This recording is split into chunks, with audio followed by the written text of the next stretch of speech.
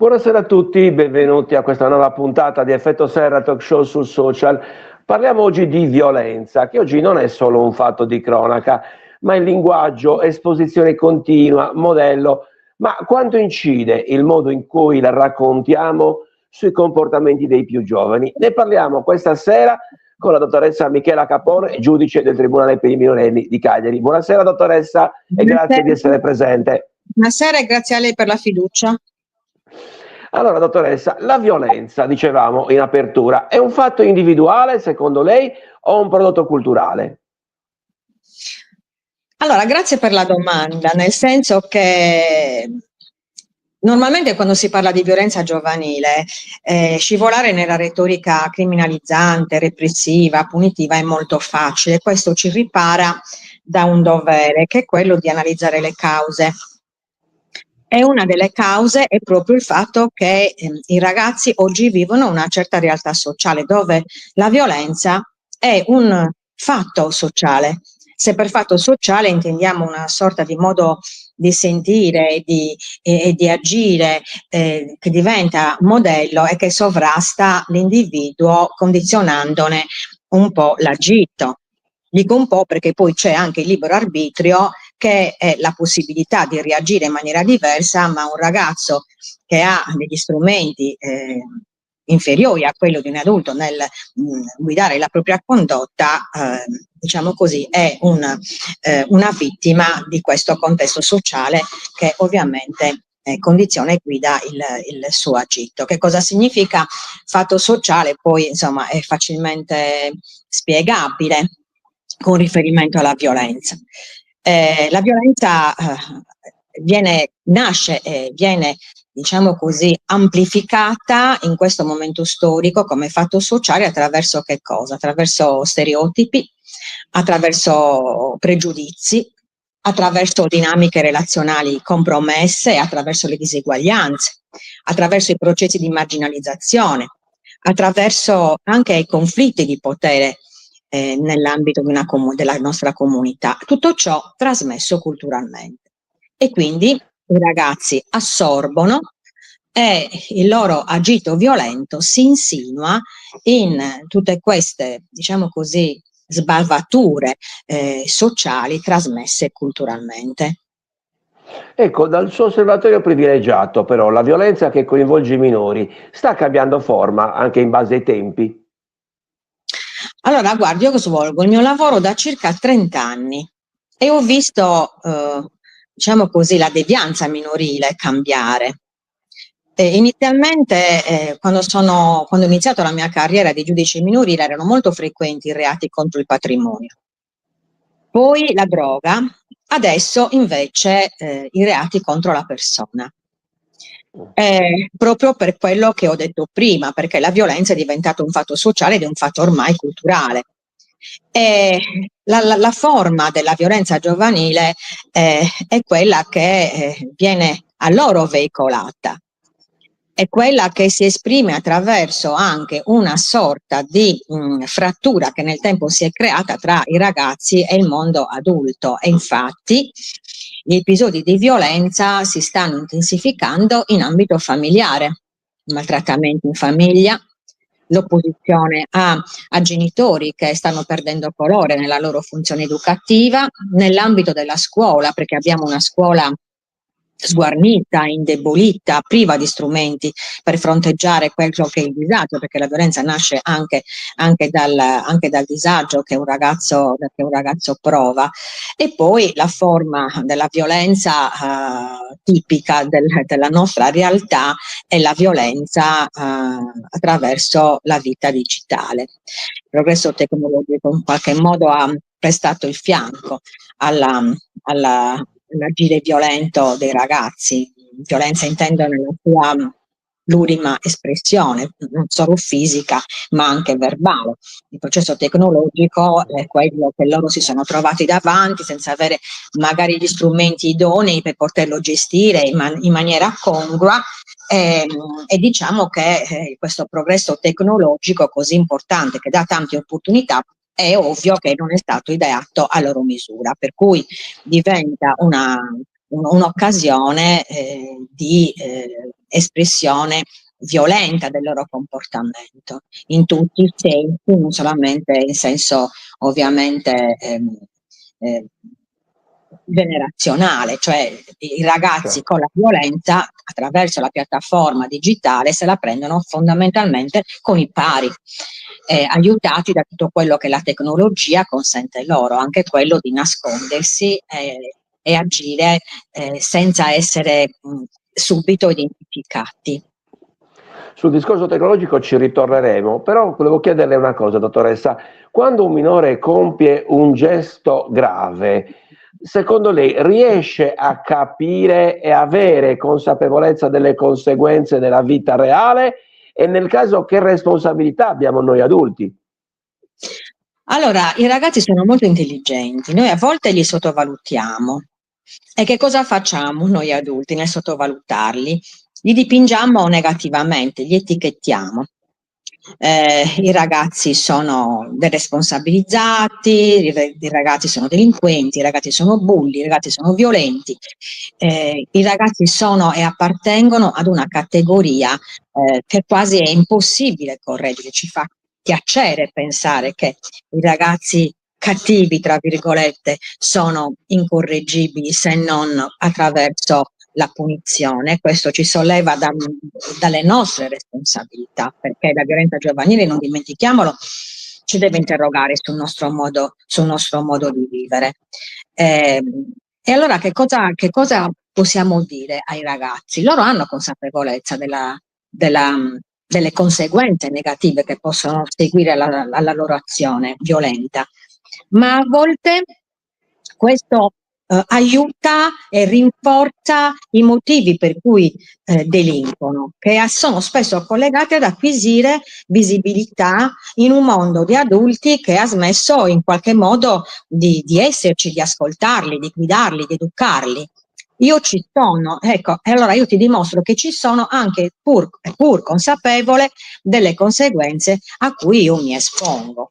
Nel momento in cui io celebro un processo, il ragazzo non ha paura del processo, non ha paura di me come istituzione, a cui si rivolge anche in maniera a volte, diciamo così, irrispettosa, quasi che non mi riconoscesse il ruolo, perché il ragazzo non è abituato, no, ad avere un rapporto con la figura adulta autoritaria, e in più la responsabilità degli adulti è proprio questa.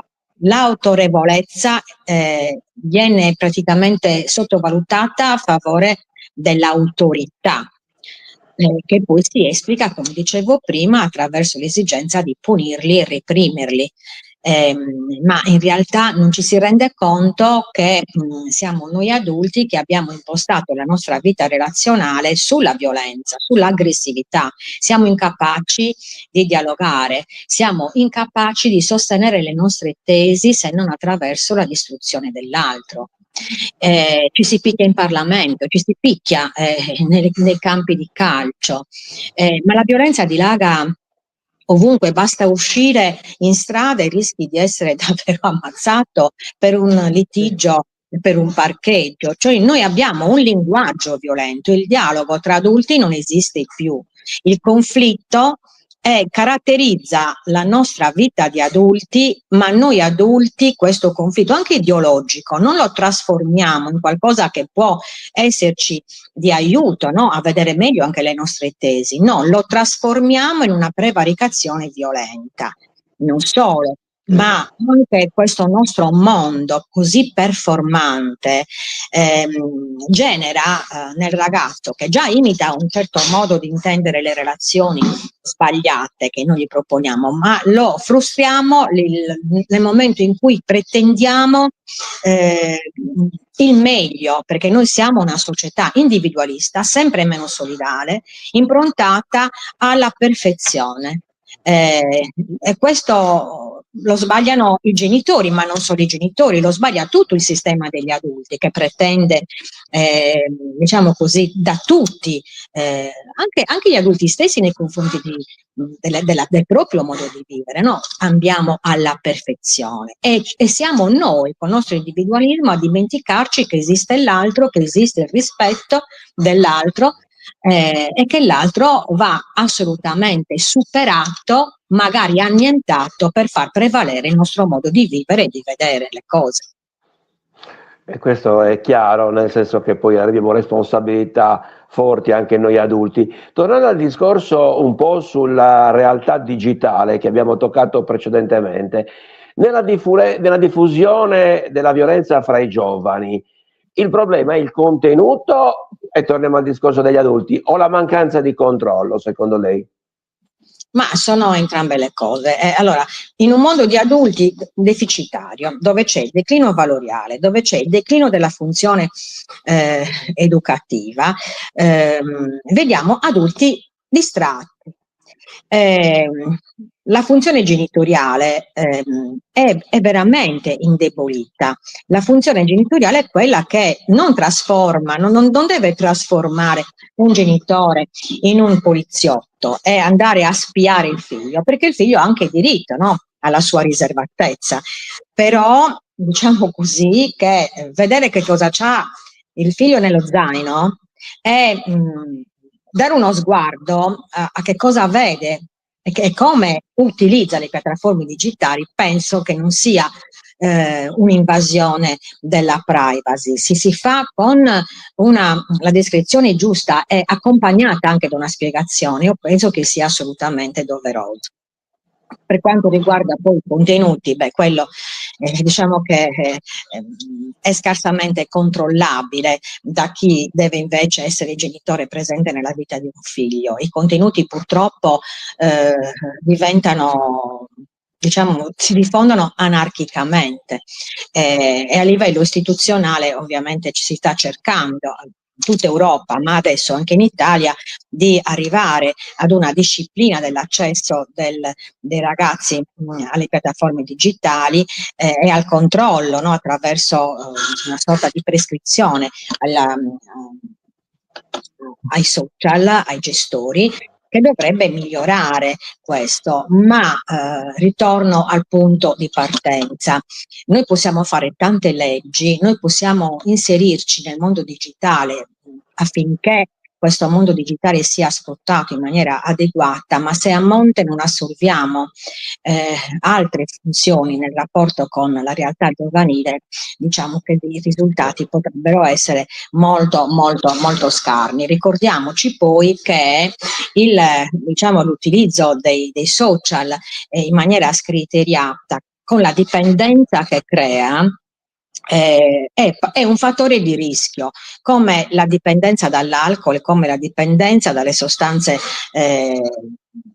stupefacenti e psicoattive. E quindi questa dipendenza deriva da un disagio che l'adulto dovrebbe intercettare, soprattutto in ambito familiare e in ambito scolastico, affinché non diventino queste occasioni di devianza, perché l'occasione di devianza nasce dai fattori rischio e, come ho detto prima, i fattori rischio che circondano i ragazzi senza l'intervento di un adulti capaci di controllarli, può veramente combinare disastri.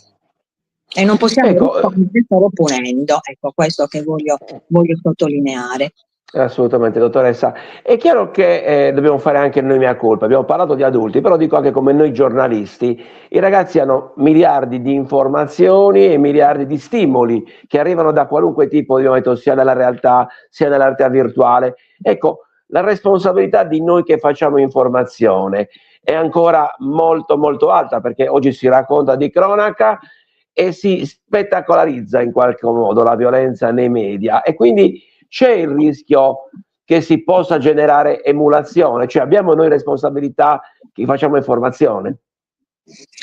Ahimè sì, ahimè sì è tanta, perché se noi riflettiamo i media sono tra le agenzie di socializzazione che hanno più influenza nella vita degli individui in generale, perché sono trasmettitori di valori e di modelli comportamentali. Se poi tutto questo noi lo trasferiamo con riferimento ai ragazzi,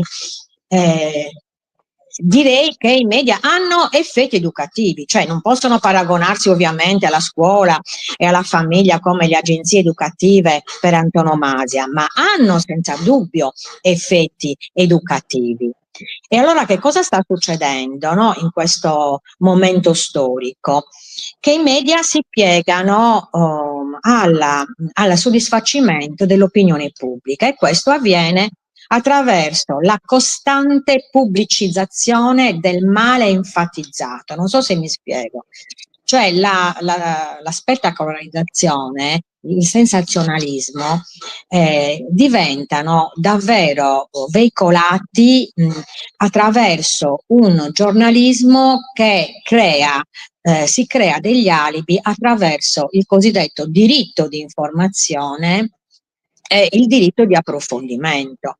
Sai, il diritto di informazione è un emblema della società democratica, ma probabilmente, soprattutto con riferimento a tutti, non solamente con riferimento ai ragazzi, questo diritto di informare non può essere disgiunto dal dovere di informare bene.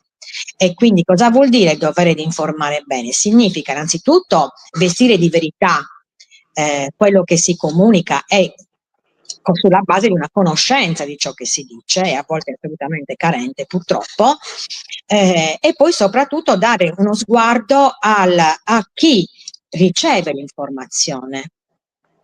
E chi riceve l'informazione può essere un soggetto anche adulto, ma particolarmente vulnerabile. A volte, per soddisfare questa esigenza di spettacolarizzazione, si va incontro alla diffusione di stereotipi anche nel linguaggio e in quei pregiudizi che sono alla base dell'evento criminoso che si vuole far conoscere e anche contrastare. Diciamo che nella sostanza che cosa manca? Manca l'impegno di una stampa a dare un'informazione finalizzata a che cosa? A sviluppare un senso critico di chi guarda. Perché chi guarda dovrebbe sviluppare anticorpi, diciamo così, per contrastare la violenza che si sta rappresentando. Per i ragazzi, io ricordo la Carta di Treviso. La Carta di Treviso, certo. Che cosa è la Carta di Treviso? È una Bibbia etica dei giornalisti. Ed è stata approvata nel 90, corretta nel 21, è stata creata da un'equipe multidisciplinare, magistrati, giornalisti, esperti in pedagogia. E che cosa ha fatto questa Carta di Treviso, questa Bibbia etica? Ha risposto al messaggio costituzionale, ha risposto al messaggio internazionale della Convenzione di New York. Costituzione, fonti internazionali che cosa ci dicono? Ci dicono che i minori sono persone, sono titolari di diritti e sono vulnerabili, per cui la stampa di fronte al minore deve assolvere diversi compiti: informare, sensibilizzare.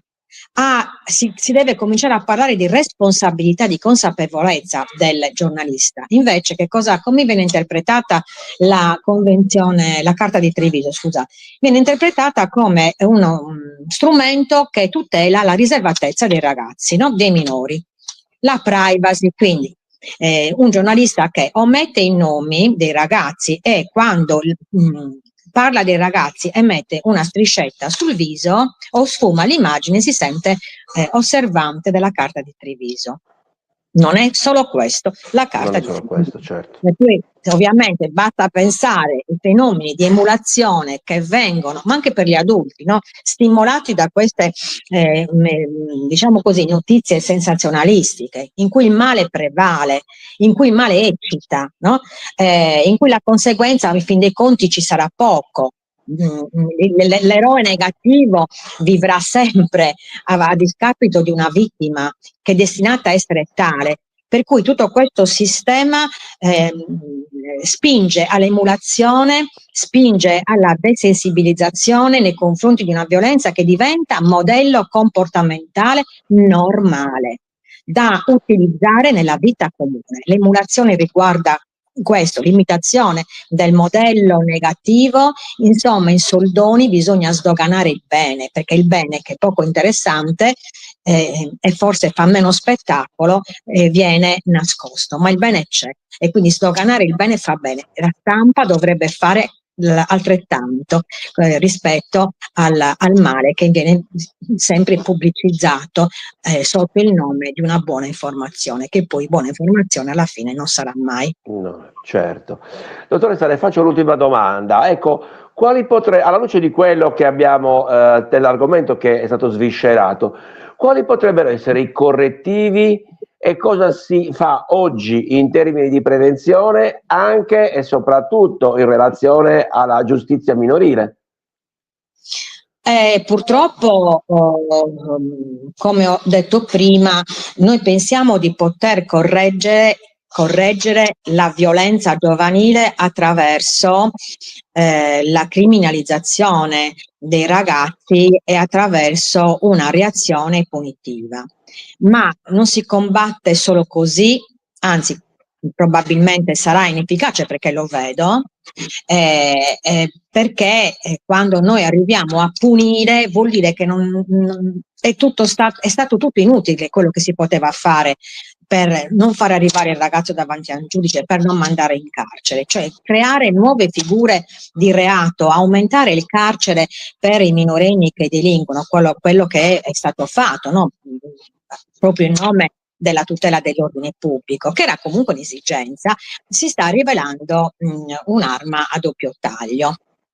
E quindi prevenzione che cosa significa? Significa agire prima, significa porci delle domande, e cioè, a parte le politiche sulla sicurezza, sono indispensabili politiche sociali, politiche giovanili? Io direi proprio di sì, e invece nella sostanza a fronte di quella che sarebbe l'esigenza primaria per la prevenzione, cioè un'educazione civica capillare, un supporto psicologico accessibile, investimenti nella scuola, investimenti nello sport, investimenti nella cultura, il sostegno alle famiglie, le politiche giovanili per dare occasioni di partecipazione attiva ai ragazzi.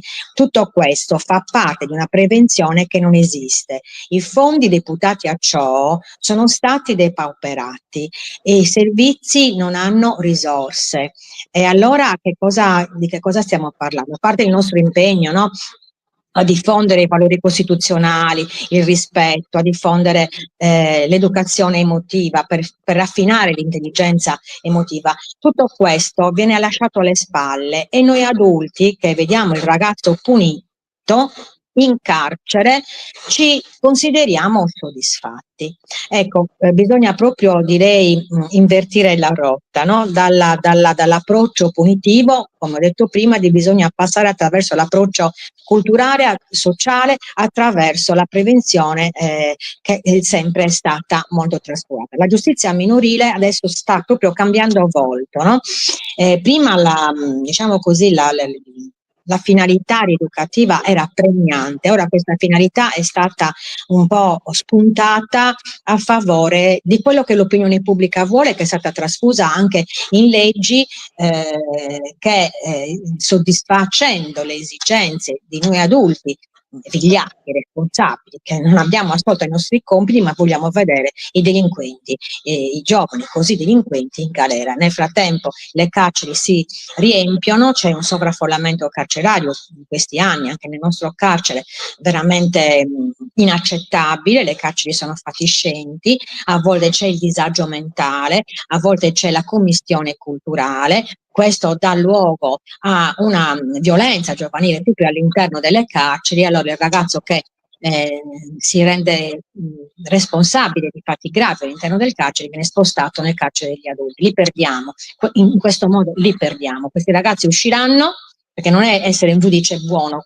Io non sto dicendo questo perché sono un giudice buono, sono un giudice che pratica la giustizia minorile, che deve essere rieducativa, non soltanto punitiva, perché quei ragazzi che oggi finiscono in carcere in maniera più, diciamo, frequente rispetto a prima della politica sulla sicurezza, quel ragazzo uscirà peggio di prima, delinque ancora peggio, e quindi ci saranno le recidive. Quindi non è un problema solamente dei ragazzi, no? Ma è un problema proprio sociale, è un problema un problema sociale, certo. Bisogna cambiare rotta. Siamo in chiusura, dottoressa. Abbiamo imparato, grazie a lei, che la violenza non nasce mai isolata, che cresce nei contesti, nei linguaggi, nei modelli che scegliamo di mostrare. E forse abbiamo imparato che la responsabilità non è solo di chi sbaglia, ma anche, e facciamo autocritica, anche di chi racconta in questo caso. Dottoressa Michela Capone, grazie per essere stata con noi. Grazie, vi ringrazio tanto, un'intervista insomma perché penso che ci abbia portato a riflettere tutti. Concludo con una riflessione, che la violenza è ignoranza del bene. Allora cominciamo a praticarlo noi adulti, lo dico soprattutto a me stessa. Grazie tante, veramente, grazie, tanti saluti a tutti, buonasera. Grazie dottoressa Capone per essere stata con noi, grazie a tutti voi che ci avete seguito, come sempre vi chiedo di cliccare mi piace e di condividere questa bella chiacchierata. Appuntamento alla prossima puntata di Effetto Serra, il talk show sul social. Grazie ancora e buona serata a tutti.